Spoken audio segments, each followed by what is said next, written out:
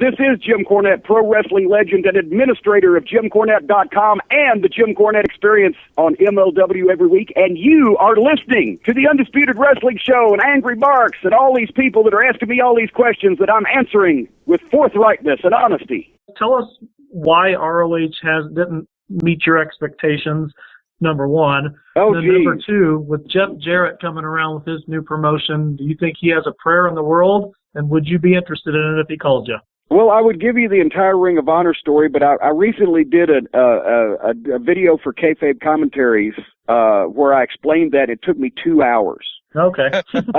So I advise everybody go to shootinterviews.com and get the Kayfabe Commentaries released. But a short story is Sinclair Broadcasting are a bunch of fucking cheap Republican conservative bastards, and they hired a 26-year-old office boy that was such a fucking genius, he was able to know more about wrestling in 6 months than me, Gary Juster, and Delirious did with a combined 80 years. He was just a genius, quick study.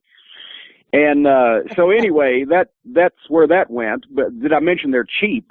TV looks like it's shot in a goddamn fucking airplane hangar. But anyway, with Jeff Jarrett's promotion, when I first heard about it, I was thinking, you know, it might be better if Toby Keith got Jeff in the music business and Jeff getting Toby Keith in the wrestling business. Exactly. That's when those rumors were going around that they were partners. I don't know what Jeff's doing. I've seen him. I've spoken to him because I saw him at an event we were both at.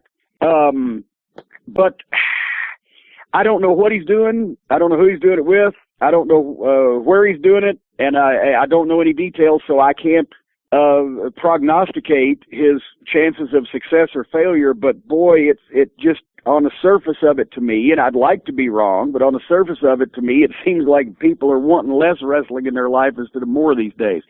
You can't do good pro wrestling properly when they're watching sports entertainment, because it's like you're trying to make people take something seriously on one channel that's being parodied on another channel. It's a fucking hoot. It's a clown show. It's a dog and pony show. It's midgets and people dressed in fucking costumes like hamburgers and fucking, you know, biting. It's the midget spot where the midgets bite each other on the ass.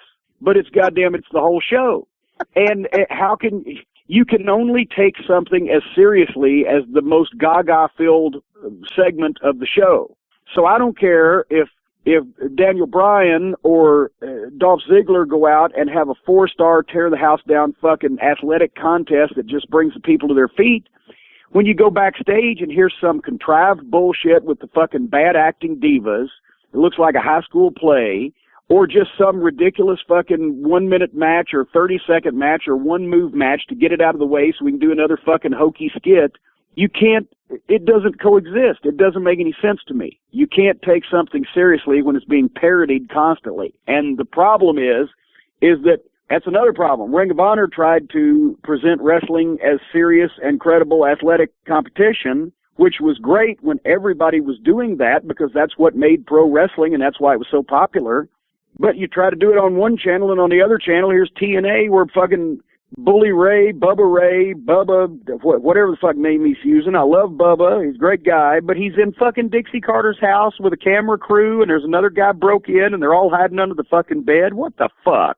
Seriously? I mean, it's like they're on fucking acid, and they think people are going to watch this shit and enjoy it.